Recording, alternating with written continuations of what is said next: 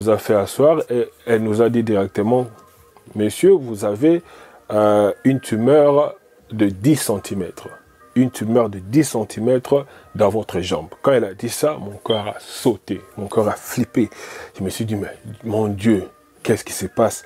On a fait les examens et heureusement, il n'y a pas de métastase. Donc, la tumeur est localisée seulement dans ta jambe droite. Prier.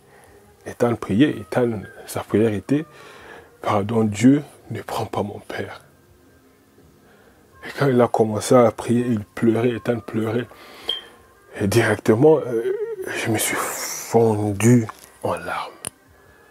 Désolé les amis, désolé. Je m'a dit, François, entre dans la prière. Commence à prier, commence à prier, commence à prier pour ta vie. Et c'est comme ça. C'est comme ça que je me suis mis dans la prière. C'est comme ça que je me suis mis. Bonjour les amis, c'est moi votre frère Francos. Hein.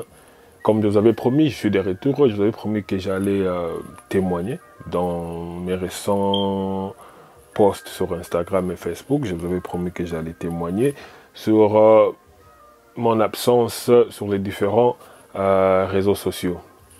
Et comme je vous l'avais dit, 2022 était une année très difficile émotionnellement et physiquement. Aujourd'hui, avant de commencer, je dois d'abord remercier le Seigneur parce que c'est grâce au Seigneur que je suis ici devant vous pour s'exprimer et témoigner. Comme dans sa parole, le Seigneur nous avait dit dans Psaume 118, verset 7, nous ne mourrons pas, nous vivrons et nous rencontrerons les œuvres de l'Éternel. Et c'est ce que je suis en train de faire aujourd'hui. 2022 pour moi était une année difficile. Je décris ça comme un calvaire, mais ça m'a aussi permis de m'approcher du Seigneur. Ça m'a aussi permis de connaître Dieu dans l'intimité. Donc c'était vraiment une année très difficile pour moi et ma famille. Parce que c'est pas seulement moi qui ai vécu tous ces problèmes. Ma femme et même les enfants ont vécu ces problèmes avec moi. Tout a débuté fin 2021. Donc, durant l'année 2021, tout s'est déroulé bien. On a eu même notre mariage civil. Mais en arrivant vers le mois d'octobre, je commençais à ressentir des fatigues. À chaque fois que j'ai déposé Ethan à l'école, je revenais, j'étais toujours très fatigué. Je ne comprenais pas ce qui s'est passé. Je me reposais après, je continuais à travailler. C'était toujours comme ça. Et vers le mois de novembre, j'ai eu une brûlure ici à la jambe. Et cette brûlure a pris beaucoup de temps pour guérir. Mais pour moi, c'était rien. C'était une petite brûlure là. Moi, je me disais seulement que ça allait passer. Maintenant, vers décembre, c'est là où les choses ont commencé. On avait reçu la belle famille ici. Et on a fêté Noël ensemble. Et bonne année aussi avec la famille élargie. Et après ça, j'avais pris un peu de poids.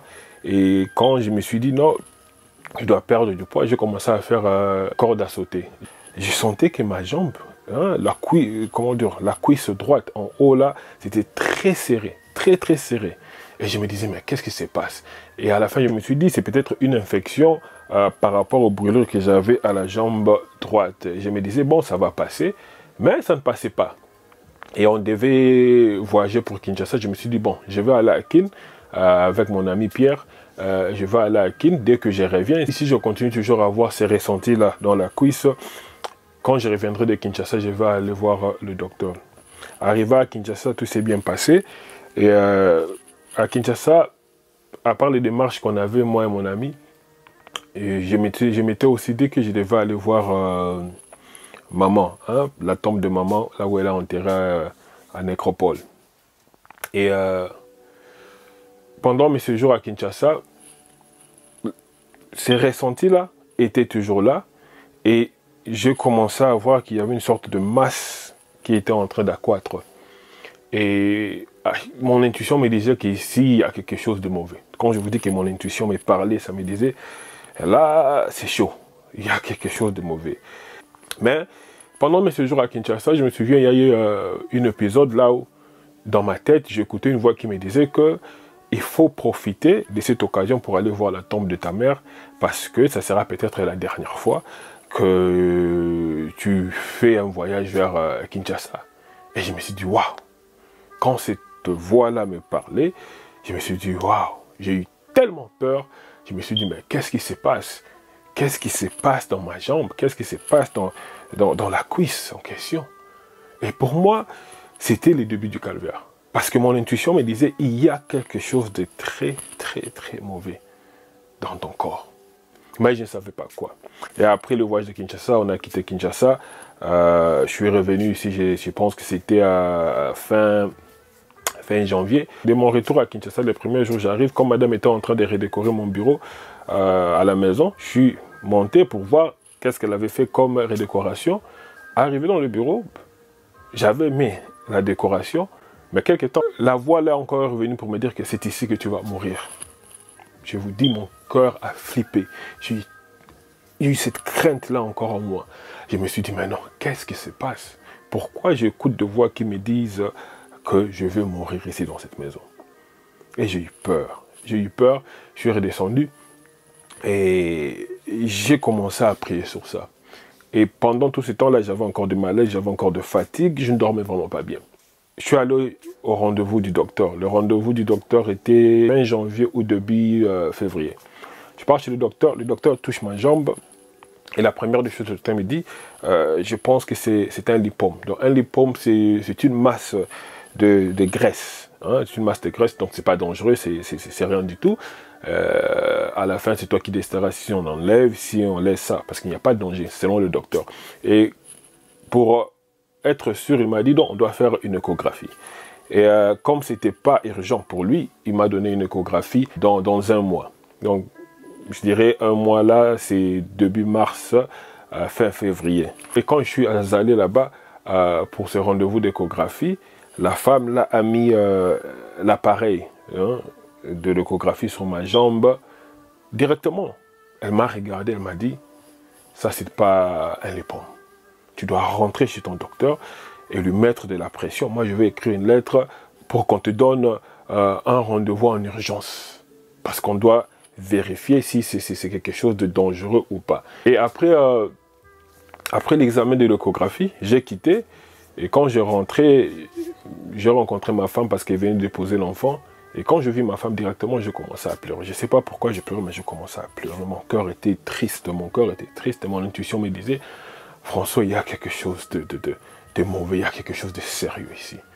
Et ma femme m'a fortifié, m'a réconforté, elle m'a dit, ça va, c'est rien, il faut rester positive, rien ne va se passer. Et on est rentré à la maison, et l'erreur que j'avais fait, c'est d'aller sur Google. J'ai tapé sur Google, masse sur la cuisse, et la première des choses qui sortait, c'était l'hyposarcoma. Maintenant, le liposarcoma, ça, c'est cancéreuse. Maintenant, quand je lis ça, je me suis dit, bon, s'il s'avérait que c'était le liposarcoma, qu'est-ce que je peux faire pour essayer d'éviter déjà l'aggravement de la maladie, s'il y a maladie dans mon corps? Qu'est-ce que je pourrais faire pour améliorer aussi mon niveau d'énergie? Et basé sur toutes les recherches que je faisais, on m'a dit d'échanger la manière de manger. C'est comme ça que j'ai commencé à perdre du poids. J'avais perdu énormément du poids ces temps-là aussi. Je commençais à manger que du plant-based. Donc, le plant-based, c'est végétalienne. Donc, je mangeais que de légumes, de fruits. J'avais arrêté le sucre, j'avais arrêté le pain, toutes sortes de nourriture faites avec la farine. J'avais tout arrêté. J'ai commencé à consommer. Même la viande, j'ai arrêté. Le poisson, j'ai arrêté. Même les œufs aussi, j'avais arrêté.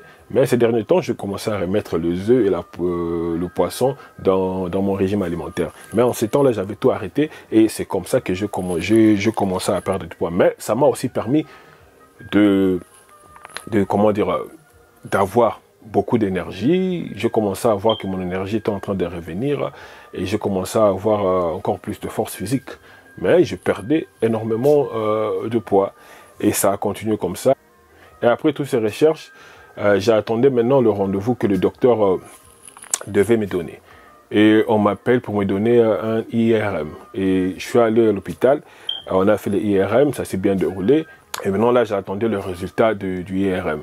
En ce moment-là, je priais, mais c'était pas intense parce que on m'avait pas diagnostiqué avec quelque chose de certain. Et ma prière était là, mais c'était pas vraiment en profondeur. C'était vers mi-mars ou fin mars, on nous a appelé pour aller chercher les résultats. C'est là que je suis allé avec madame. Et quand on est arrivé, le docteur nous a fait asseoir et elle nous a dit directement, monsieur, vous avez une tumeur de 10 cm. Une tumeur de 10 cm dans votre jambe. Quand elle a dit ça, mon cœur a sauté, mon cœur a flippé. Je me suis dit, mais mon Dieu, qu'est-ce qui se passe? Et je ne savais pas quoi faire. Et elle a continué, elle a dit, la tumeur en question, c'est une tumeur nerveuse furtive. Ce qui veut dire que c'est une tumeur qui s'est créée à partir de nos nerfs. Donc c'est à partir de nos nerfs que cette tumeur-là se développe. Et ma première question était de savoir si la tumeur en question est cancéreuse ou pas. Et elle m'a dit que ces genres de tumeurs ne sont pas cancéreuses. Mais pour confirmer, on doit faire une biopsie. Et c'est comme ça comment on va faire une biopsie. Mais en sortant de ces rendez-vous, quand elle m'a dit ça, je me suis dit, bon, si ce n'est pas cancéreuse, quand même, il y a de l'espoir, je serai traité et je peux continuer avec ma vie. Mais on attendait toujours la biopsie, donc il y avait toujours ces sentiments-là. Mon intuition me disait toujours qu'il y a quelque chose de pas bien. Et je suis rentré, et quelques temps après, on a reçu le courrier qui nous disait la date de la biopsie. Donc, le 5 avril, on est allé maintenant pour faire la biopsie. On a fait la biopsie le 5 avril, et le docteur nous a dit que vous devez revenir ici dans 2 semaines pour avoir le résultat, ou on va vous téléphoner. Et je me suis dit, bon, ça va. On a fait la biopsie, on est rentré. De temps en temps, la voix là continue à revenir. La voix là me disait toujours que tu vas mourir, tu vas mourir, tu vas mourir. Pendant tout ce temps, on n'avait rien diagnostiqué. Et cette voix continue à parler en moi. Et ça me donne une sorte de crainte incroyable. Et c'est comme ça que j'ai parlé de la situation à ma soeur. Et ma soeur me disait, non, il faut prier sur ça, il faut prier sur ça. Rien va se passer. J'ai parlé aussi à l'un de mes grands frères. Lui aussi m'a dit, ces genres de choses, quand tu vois développer, il faut directement aller chez votre docteur. Il ne faut jamais laisser le temps. Quand tu vois une petite masse ou quelque chose de comme ça se développer dans ton corps, il faut directement aller chez le docteur. Mais c'est rien, attendons d'abord le résultat. Et je me souviens qu'on m'avait dit qu'on allait m'annoncer le résultat 2 semaines après. Et quand je vous dis que 2 jours après, mon téléphone a sonné. Je me suis dit, on te dit qu'on va te donner les résultats de biopsie 2 semaines après, mais 2 jours après, c'est l'hôpital qui t'appelle. Je décroche le téléphone, c'était Anita. Anita, c'est l'infirmière principale de l'hôpital en question. Donc c'est elle qui s'occupe du département, là où on trouve des gens qui ont les cancers, ou des gens qui ont des tumeurs différentes. Et elle m'a appelé, et au téléphone, directement, elle m'a dit que monsieur, tu dois venir. J'ai dit, mais dites-moi seulement ce que vous avez trouvé dans la biopsie en question. Elle m'a dit, non, on ne peut pas te dire sur téléphone, mais tu dois passer à l'hôpital pour qu'on puisse discuter. J'ai dit, non, madame, dites-le moi, parce que pendant ces temps-là, les amis, je vous dis, mon intuition était devenue tellement forte, mon intuition me disait qu'il y avait quelque chose de très, très mauvais. Et je m'attendais déjà au pire. J'ai dit, là, je m'attends déjà au pire, dis-moi seulement. Et madame était assise à côté de moi en train de me regarder. Et la dame dit, non, on a trouvé quelque chose et on a trouvé une sorte de tumeur qui a de la graisse et du muscle à l'intérieur. Donc c'est une sorte de mixage de muscles et de graisse. Et elle n'a pas voulu me dire si c'était cancéreuse ou pas. Je me suis dit, bon, c'est pas un problème. Après, elle nous a donné rendez-vous pour le 11. Donc, c'était, je dirais, un espace de 5 jours, quelque chose de comme ça. Donc, pour le 11. Et on s'est préparé, moi et madame. Et le 11 arrivé, on a quitté pour aller à l'hôpital en question pour recevoir le résultat de la biopsie. Arrivé là-bas, on nous appelle dans un petit bureau. Et on entre dans le bureau en question, il y avait 3 infirmières. Et directement, on nous dit, bon, par rapport à la biopsie qui a été faite, on a constaté que la tumeur en question était cancéreuse. Et c'est un liposarcome. Donc l'hyposarcome, c'est des cancers des tissus mous. Hein? Les cancers des tissus mous, ça développe parfois dans les extrémités, donc dans la jambe, dans le bras. Donc parfois aussi, ça peut développer aussi au niveau du ventre. Et quand on m'a dit ça, on s'est regardé avec madame, mais quand on était au bureau là, on n'avait pas réagi. On n'avait pas réagi.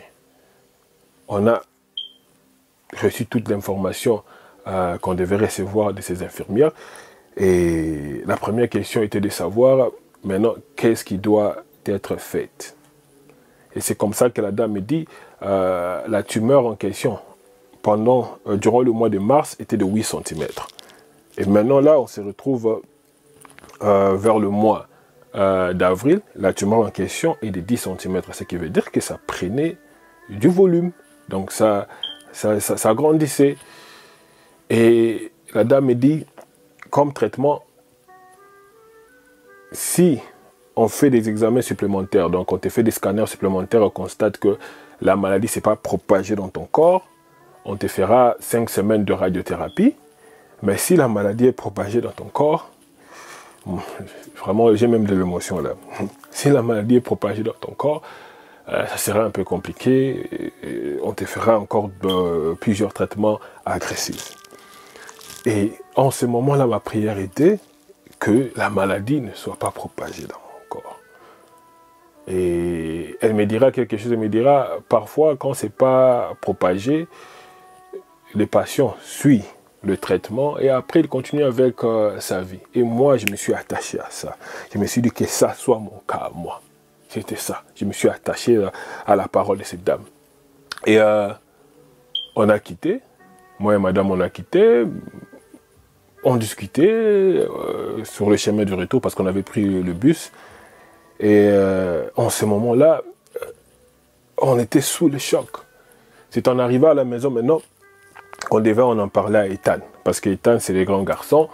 Il comprend mieux les choses. Et parce que dès ce moment-là, je devais maintenant commencer à avoir plusieurs rendez-vous à l'hôpital.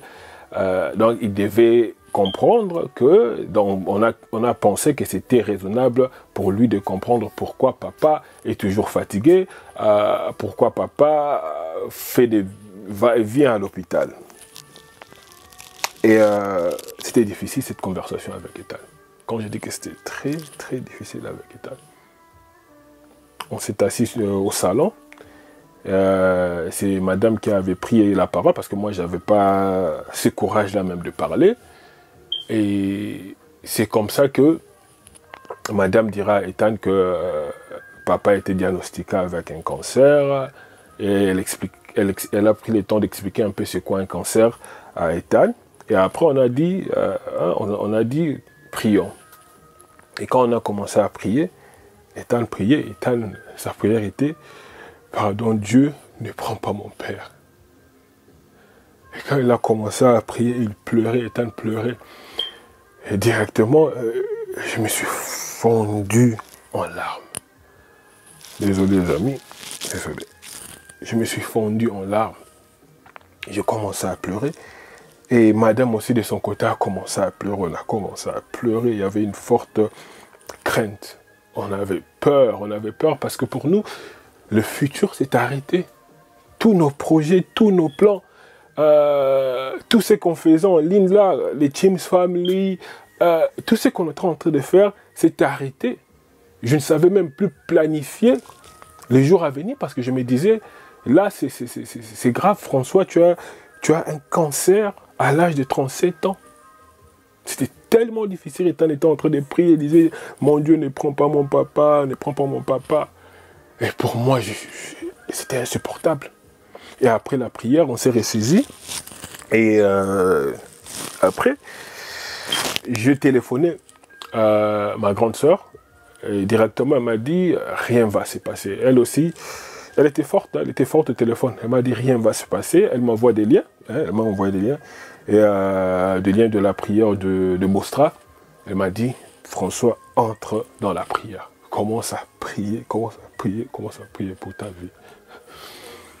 Et c'est comme ça. C'est comme ça que je me suis mis dans la prière. C'est comme ça que je me suis mis dans la prière. Elle m'a dit, commence à prier pour ta vie. Et je me souviens, en ces temps-là, Bostra faisait des prières le matin, midi et soir. Donc, j'ai commencé à entrer chaque matin, chaque midi et chaque soir pour écouter la prière. Et en même temps, on appelait la belle-mère, parce que ma belle-mère, hein, ma mère Génie, c'est une femme de prière. Elle aussi m'a dit la même chose. Elle m'a dit, papa, je prierai sur ça. Et crois-moi, mon fils, cette maladie n'est pas là pour te tuer, mais cette maladie est là pour te ramener près du Seigneur. C'est ce qu'elle m'a dit. Et quand elle m'a dit ça, je me suis attaché aussi à ça. Parce qu'en ce moment-là, je voulais m'attacher à toute parole de vie, à toute parole qui me donnait de l'espoir de vivre. Donc c'était vraiment un moment très, très, très difficile. Et c'est comme ça que on nous donnera encore notre rendez-vous pour faire plusieurs autres examens, quoi. On a fait plusieurs examens. On a fait l'IRM, on a fait l'IRM du corps entier, on a fait les scans du corps entier, on a fait plusieurs examens pour voir si la maladie était propagée ou pas. Et après ça, on nous avait donné un rendez-vous le 25 avril, si je me souviens bien, pour aller maintenant recevoir le résultat de tous ces examens. Donc c'était pour moi un jour qui allait, comment dire, ces résultats-là allaient déterminer la direction qu'allait prendre ma vie. Parce que malgré tout ça, on a quand même continué à faire nos activités sur les réseaux, je faisais toujours des petites choses. Et après, j'avais toujours de l'espoir. Je me disais, bon, peut-être que le traitement ne sera pas assez lourd et ça ira, on sera capable de continuer. Et le 25 avril, on est allé à l'hôpital. Non, je suis allé, je pense que j'étais seul. Madame était restée parce qu'elle avait des activités à faire. Je suis allé seul. J'ai pris le bus, je suis arrivé à l'hôpital. Donc, quand je suis arrivé au département de l'oncologiste, dans ce département-là, arrivé à la réception, il n'y avait que de vieux et de vieilles. Quand je dis qu'il n'y avait que de vieux et de vieilles, je me suis dit, mais qu'est-ce que moi je fous ici, Seigneur? Ici, ce n'est pas ma place. Pourquoi ça m'arrive? Pourquoi moi? Pourquoi moi? Pourquoi moi? Pourquoi moi? Pourquoi moi? Seigneur, qu'est-ce qui va arriver à mes enfants? Qu'est-ce qui va arriver à ma femme? Il y avait plusieurs questions que je me posais quand je suis arrivé dans ce département-là. Et l'infirmière en question, Anita, m'approcha et me dira, j'ai un message d'espoir pour toi. J'ai un message d'espoir. Je me dis, bon, c'est quoi le message d'espoir? Elle me dit, on a fait les examens et heureusement, il n'y a pas de métastase. Donc, la tumeur est localisée seulement dans ta jambe droite. Je me suis dit, ah, amen. Mais elle me dira, on a trouvé une petite lésion dans ton foie. Donc, la lésion en question est de 8 mm, mais le docteur pense que ce n'est pas cancéreuse, que c'est bénin. Je me suis dit, ok, merci Seigneur. Et après, je suis entré, j'ai vu l'oncologiste, et l'oncologiste n'a fait que confirmer ce que l'infirmière avait dit. Et je suis ressorti de là avec beaucoup d'espoir. La première des choses que j'avais fait en sortant de là, c'était d'appeler ma femme. J'ai appelé ma femme pour dire que madame, c'est ce qu'on m'a dit, il n'y a pas de métastase, la tumeur en question est localisée, le cancer est localisé. Et après avoir appelé ma femme, j'ai appelé mon grand frère. Et mon grand frère et ma grande sœur nous sommes mis en conversation à trois. On a discuté, on a prié. Et après ça, j'ai pris le bus pour rentrer maintenant à la maison. Arrivé à la station, c'est madame qui vient me chercher. Je vous dis les amis, ce jour-là, je vous dis, c'était tellement lourd. Quand je me souviens de mes ressentis ces jours-là, je vous dis, Dieu est bon. Dieu est bon. Je ne sais pas pourquoi, j'avais pleuré tellement. Quand madame est arrivée, je suis monté dans la voiture. Il y avait le son de Abba, Papa, Molimo, Nanga, Ezo, Kolu, Kayoe, Nana. La chanson en question là est en train de jouer. Je vous dis, j'ai commencé à pleurer. J'ai pleuré, j'ai pleuré. Je pleurais comme un petit enfant. Parce que pour moi, le rendez-vous là a changé la direction de ma vie. Je m'attendais au pire parce que la tumeur en question était dans mon corps depuis plus de 4 mois. J'arrive là, je ne sais même pas si c'était dans mon corps depuis plus de 4 mois. Peut-être que ça avait commencé même avant décembre, avant que je la découvre en décembre. Et je me suis dit, Dieu, tu es grand. J'ai commencé à pleurer. Je pleurais, parce que je me disais, si au rendez-vous en question, on me disait que la tumeur en question, le cancer en question est propagé, ça allait être compliqué pour moi, pour ma famille, pour mes enfants, pour mes proches. Ça allait être très compliqué. Donc ça allait encore compliquer les choses et ça allait même empirer ma situation. Je pleurais. Et madame était là en train de me réconforter, en train de me fortifier. On est arrivé à la maison, je parlais avec la belle famille. Et après, je me suis ressaisi. Et c'est comme ça que je continue maintenant à prier en profondeur, je vous dis. Mais en ce moment-là, il y avait une sorte de déclic entre moi et madame. Parce que pour madame, elle avait dit, comme il n'y a pas de métastase, on doit continuer à vivre. Et pour moi, comme j'étais dans la peur, donc je me suis mis en mode de survie. Donc j'étais là, je m'accrochais à ma vie, je m'accrochais à moi-même. Toute autre chose ne comptait plus. Et ça avait créé beaucoup de frictions entre moi et madame, si je me souviens même bien là. Et après, mais je pense que je donnerai le temps à elle. Elle viendra vous raconter comment est-ce qu'elle a vécu la chose, quoi. Et après, on nous a donné un programme de traitement. Mais je vous dis aussi, des amis, pendant toute cette période, on recevait des courriers dans cette maison comme pas possible. Presque chaque 2 jours, il y avait des courriers de l'hôpital, des centaines. On a reçu des centaines et des centaines de courriers. Et à chaque fois que ces courriers arrivaient, nos cœurs sautaient. Parce qu'on ne savait pas ce qui était dans le courrier en question. On ne savait pas, nos cœurs sautaient de peur. C'était tellement difficile émotionnellement, mentalement. C'était tellement difficile. Madame, de son côté, elle se sentait isolée. Moi, de mon côté, je m'accrochais à la vie avec toutes les difficultés. On a commencé à prier. Même mon père ne savait pas. Il ne savait pas que j'ai traversé cette situation. Il a su qu'une semaine avant l'opération, parce qu'on s'est dit, si l'opération se tourne mal, comment est-ce qu'on peut expliquer la chose? C'est comme ça qu'on a décidé de parler à papa. Et la grande famille aussi ne savait rien. Donc c'était seulement une sorte de cercle réduit, tu vois, qui connaissait vraiment ma situation. Et maintenant, on me donnera un programme. Le programme, c'était les sessions de radiation pendant 5 semaines. Et ces sessions-là, donc j'allais à l'hôpital chaque jour j'étais à l'hôpital en train de faire mes radiations. En même temps, je continue toujours à faire mes activités sur les réseaux, Instadé, Tingonan. Les gens me voyaient joyeux, mais en réalité, j'avais cette amertume en moi, j'avais cette douleur immense en moi. Et mon avenir, je ne savais pas comment est-ce que ça allait se dérouler. Je ne savais pas qu'est-ce que l'avenir réservait pour moi. Je me suis attaché seulement à la parole de Dieu. Et je me suis attaché à 2 versets.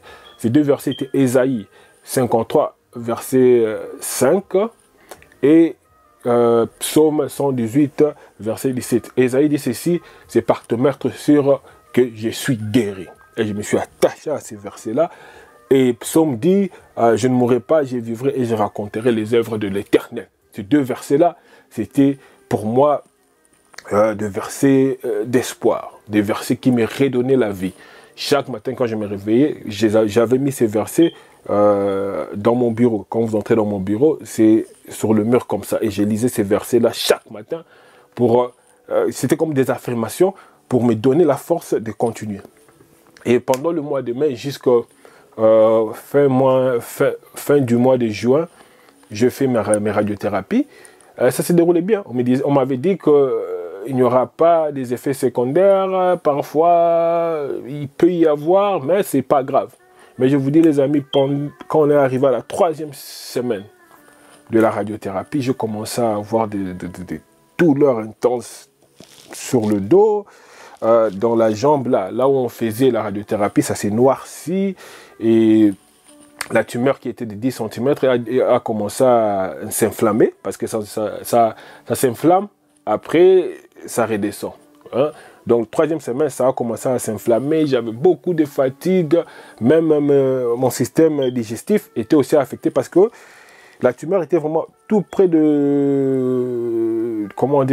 de mes parties privées. Hein, de mes parties privées. Donc, ça frappait presque mes parties privées, ça frappait aussi le bas-ventre. Ce qui a fait que mes intestins ont été affectés et j'ai commencé à avoir des symptômes digestifs. Donc, c'était difficile, de constipation, de douleur au bas-ventre, la fatigue qui s'augmentait. Et après, j'ai terminé la radiothérapie. Mais en général, ça s'est bien déroulé la radiothérapie. J'ai même des images, je pense que je vais le mettre ici.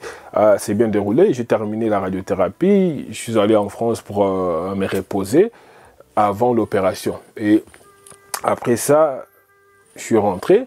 On est rentré ici les 15 et les 17. On devait aller maintenant pour se faire opérer. Ce matin, je suis allé avec ma femme, ma grande sœur et mon petit frère. Arrivé là-bas, avant d'entrer à la salle d'op, j'ai commencé à pleurer encore. Je vous dis, cette année, l'année 2022, c'était une année émotionnellement chargée, émotionnellement, physiquement chargée.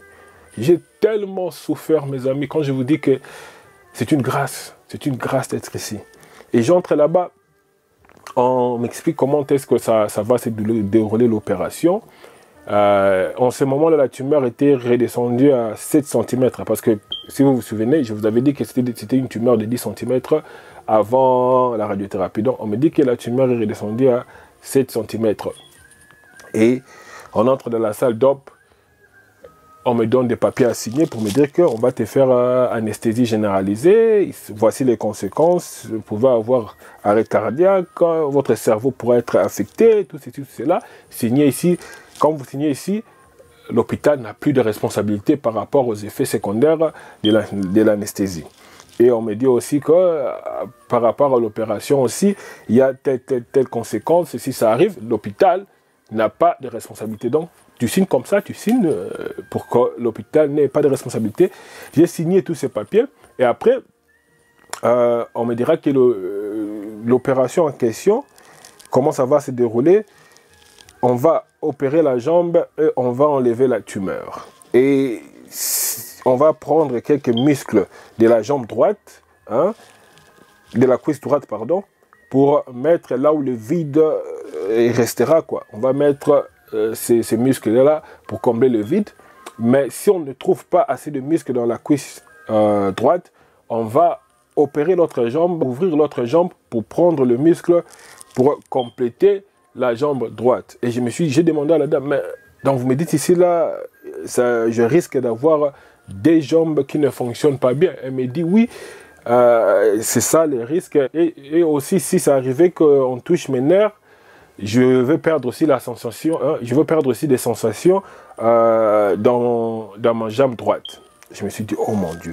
Et ma prière était que on n'arrive pas à ce stade-là. Et après, on m'a fait rentrer, on m'a mis l'anesthésie, je parlais comme ça. Je m'endors, 2 minutes après, je me réveille. Donc, pour moi, tout cet épisode a duré que 2 minutes. Et la première des choses que j'ai fait quand je me suis réveillé, c'était de regarder la jambe gauche. J'ai regardé la jambe gauche, je me suis dit, oh, Dieu merci, on n'a pas ouvert la jambe gauche.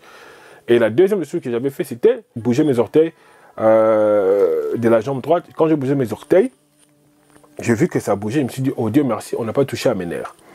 Et c'est comme ça qu'on me fait sortir maintenant de la salle d'opération. Et on m'a placé dans une chambre. Et c'est là où j'ai passé les 7 jours à l'hôpital. Mais ce que moi je ne savais pas, pendant l'opération, madame appelait parce qu'on avait dit à madame et à ma soeur que l'opération allait durer 4 heures du temps. Mais en réalité, l'opération n'a pas duré 4 heures du temps. Il y a eu beaucoup de complications. Quand ils sont entrés dans ma jambe, ils ont constaté que la tumeur était assise sur mes nerfs. C'était vraiment, vraiment assis sur mes nerfs et mes veines. Et quand ils ont pris la tumeur de l'autre partie, ils ont pris aussi les muscles qui étaient tout près de la tumeur. Maintenant, quand ils sont arrivés à l'autre côté, tellement qu'ils étaient assis sur les nerfs et les veines, c'était très, très délicat hein, pour finir avec l'opération. Donc, au lieu de prendre 4h30 comme on avait promis à madame et à ma soeur, ça leur a pris 7h30 du temps, mes amis. L'opération a pris 7h30 du temps. Et malgré ça, comme Dieu était avec moi, Dieu veillait sur moi, ils ont quand même parvenu à faire ce qu'ils devaient faire. Et la tumeur a été retirée de ma jambe et la jambe n'était pas affectée négativement. Et c'est comme ça que quand je suis rentré dans la chambre, c'est comme ça que le docteur le lendemain m'explique ce qui s'est passé.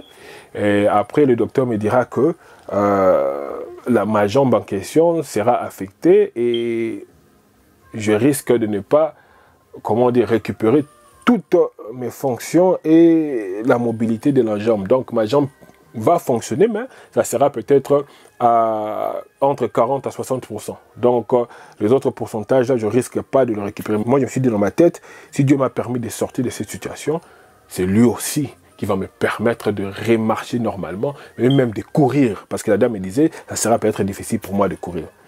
Je me suis dit, non, Dieu est avec moi, je vais encore courir, je vais encore remarcher, je serai plus fort qu'avant. C'est ce que je me disais dans la tête. Et le lendemain, le physio est venu, on m'a fait marcher, on m'a fait bouger. Et 7 jours après avoir passé tout ce temps-là à l'hôpital, j'étais de retour à la maison. Et c'était très, très difficile, je vous dis les amis. C'était très, très difficile. Quand je vous dis que nous prenons beaucoup de choses for granted, hein? Donc, dans nos vies, on a pris cette mauvaise habitude de se réveiller en croyant que c'est l'habitude de marcher, c'est l'habitude de soulever, comment dire, une tasse comme ça, c'est l'habitude. Non, ce n'est pas de l'habitude. C'est une grâce. J'ai vite compris que marcher était une grâce que Dieu nous donne. Parce que quitter le salon, là où je commençais à dormir pour aller à la cuisine, ça me prenait 5 à 10 minutes. C'était tellement douloureux, c'était tellement difficile ma récupération. Je me souviens la première fois quand le physio m'a donné un exercice à faire. Et l'exercice en question, c'était de plier ma jambe droite comme ça à partir du genou. Quand j'ai essayé de le faire, je pleurais. Quand je vous dis, j'ai pleuré parce que les larmes sortaient de mes yeux. C'était tellement douloureux, c'était tellement difficile. Ma hanche était tellement enflée et même ma jambe était tellement enflée. Donc, je vous dis, je ne pouvais pas marcher. Je ne pouvais pas marcher, c'était très difficile. Maintenant, c'était avec la physiothérapie, petit à petit, que je commençais à réapprendre à marcher. Ça m'a pris 2 mois. Ça m'a pris 2 mois et à chaque fois, j'ai affronté la douleur pour continuer à marcher. Et en même temps, je priais, je me disais toujours, par te mettre sûr que je suis guéri. Je ne mourrai pas. Je vivrai et je rencontrerai les œuvres de l'Éternel. Et c'était après l'opération que j'avais mis tout stop à toutes les activités. Donc, mois d'août, à partir du 17, c'est comme ça que pas Insta dating, pas d'activité sur les réseaux, pas d'activité sur les Teams Family. Parce que je devais d'abord m'occuper de ma santé. C'était tellement difficile et même la nourriture, tout devait être préparé, tout devait être servi. Donc ce que faisait madame se réveillait le matin, la première des choses qu'elle faisait, c'était aller à la cuisine, me préparer mon petit déjeuner, elle prépare le lunch et elle prépare aussi le dîner. Tout était préparé. Donc on venait avec la nourriture comme ça, tout près du lit parce que je dormais au salon et c'était comme ça que je mangeais. Je bougeais rarement parce que je ne bougeais pas. Je commençais aussi à perdre du muscle. Je continuais à perdre du poids. Et ça a pris beaucoup de temps pour que cette blessure-là puisse se cicatriser. C'est très difficile, très difficile. Première fois, j'ai essayé de faire une sortie ici dans les quartiers. J'ai essayé de marcher à partir de la maison jusqu'au coin. C'était tellement difficile. Les dos me faisaient mal, le ventre me faisait mal. C'est tellement difficile. Mais je me suis dit dans ma tête, François, si tu ne le fais pas, tu es défait. Tu es défait. Il faut le faire. Il faut le faire. Et comme je suis un peu têtu de nature, j'ai marché. Quand je vous dis que marcher dans les quartiers, ça me prend une dizaine de minutes, mais ça m'a pris plus de 45 minutes. C'est comme ça que je l'ai fait et j'ai continué à le faire. À chaque fois que je le faisais, je commençais à avoir de la force. Et c'est comme ça que j'ai commencé à récupérer petit à petit. Même mon papa me dira, quand on lui avait appris la nouvelle, il était très émotionné. Il n'a même pas su. Il a pleuré. Il m'a dit, papa m'a dit qu'il avait pleuré. Parce que pour lui, il se disait, c'est l'avenir de mon fils ici. Il ne pouvait pas m'appeler le même jour, quand il avait appris la nouvelle. Il devait d'abord se ressaisir. Et le lendemain, c'est comme ça qu'il m'a appelé. Il me dit, hier soir, j'étais très émotionné, j'ai pleuré. Mais aujourd'hui, je me suis ressaisi. Et je te dirais seulement de mettre tout, Namabo Kanzambe, mais remettre tout dans les mains du Seigneur. Et continuer à prier, continuer à marcher, tout va bien se passer. C'est ce que papa m'avait dit. Et ça aussi, ça m'avait motivé. Donc, c'était un peu comme ça. Mais c'était difficile. On a vécu vraiment un moment difficile dans la famille. Moi, ma femme, les enfants, l'avenir était sombre. L'avenir était sombre. Et quelques temps après, je pense que c'était 3 mois après ou 4 mois après, je devais maintenant aller pour qu'on fasse les checkings supplémentaires pour voir un peu le développement. On a fait, on a regardé, on a vu que ça s'est cicatrisé bien et qu'il n'y avait pas de choses à craindre dans la jambe à question et dans mon corps. Il n'y avait pas de métastase et tout se passe bien. Donc même au moment où je vous parle, les derniers tests que j'avais fait, tout se passe bien. Et on devait me refaire un IRM du foie. On a refait l'IRM du foie et on a vu que la lésion en question, c'est bénin. C'est vraiment un kyste dans le foie.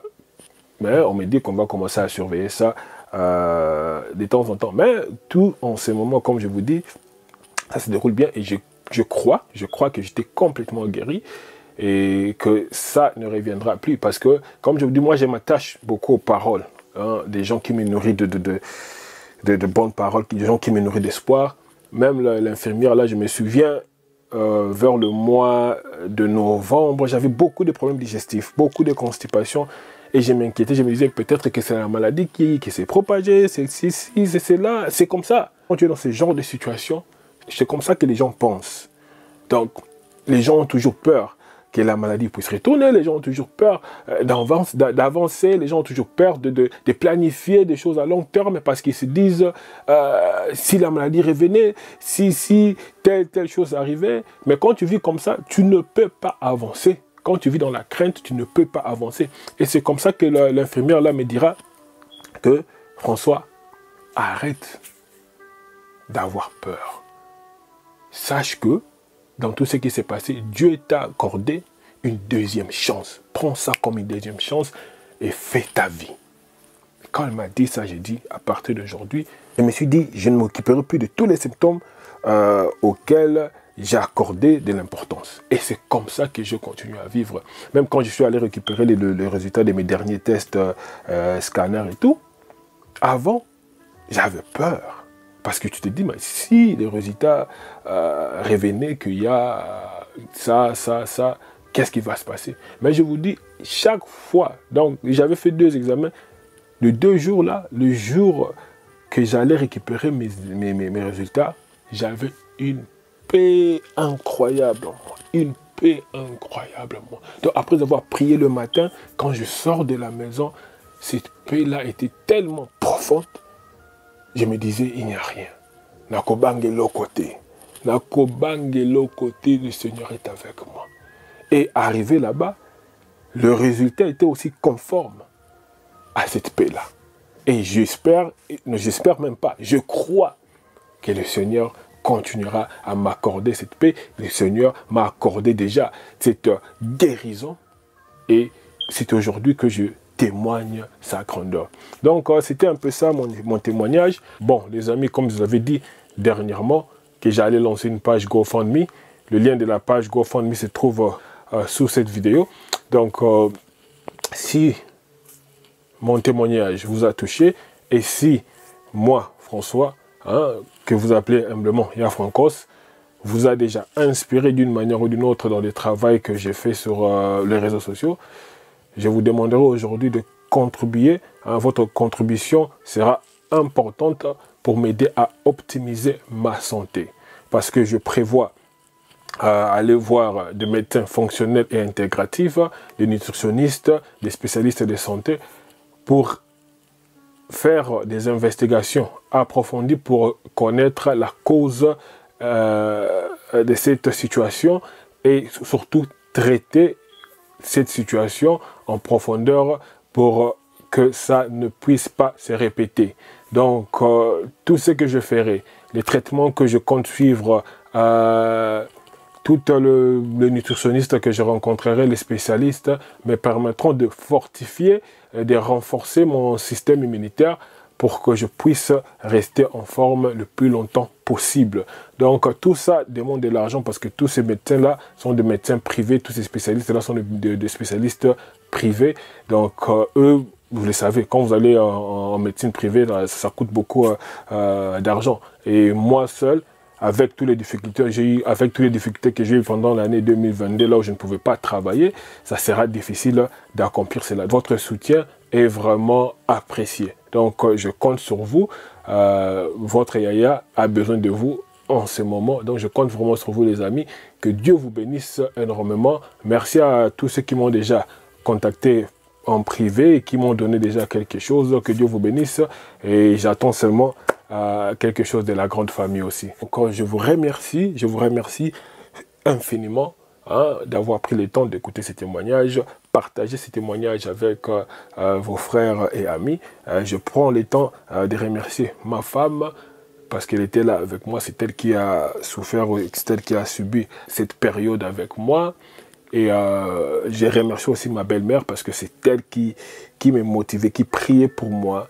À chaque fois que j'avais mes rendez-vous, elle m'envoyait de voice notes pour me réconforter, pour prier pour moi, elle chantait même l'adoration pour moi. Je remercie aussi ma soeur, ma grande soeur.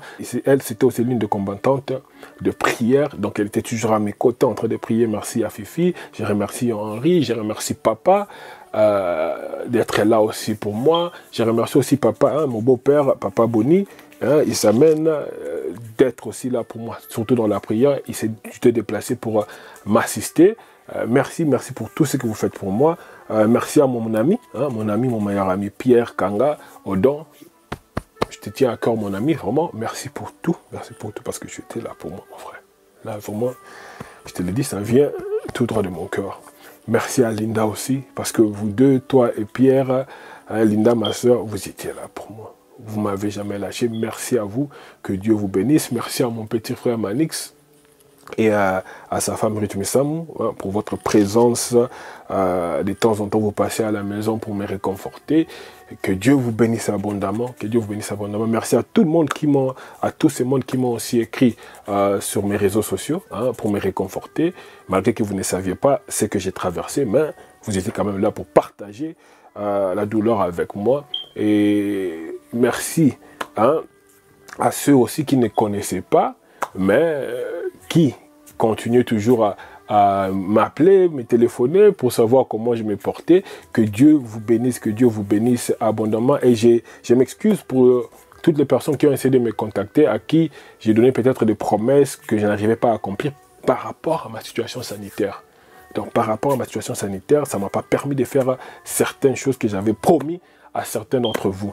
Donc, je m'excuse énormément. Je vous aime beaucoup. Et si j'ai oublié de citer quelques noms ici, vraiment, excusez-moi. Donc là, je n'arrive pas à me souvenir de toutes les personnes qui ont contribué d'une manière ou d'une autre.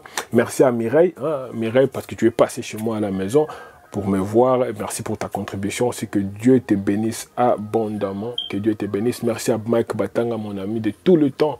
Mike Batanga, je t'aime beaucoup, mon ami. Que Dieu te bénisse aussi. Merci à Bostra TV pour vos prières, que je suis chaque moment online. Et merci aussi au pasteur Jimil Soudril, je pense, des prières inspirées que je suis chaque matin. Donc, que Dieu le Tout-Puissant vous bénisse. Partagez cette vidéo et abonnez-vous massivement à notre chaîne. Si vous avez des questions, vous aimeriez que je puisse aller en profondeur sur certaines choses, veuillez m'écrire, n'hésitez pas. Que Dieu vous bénisse. À la prochaine. Bye bye.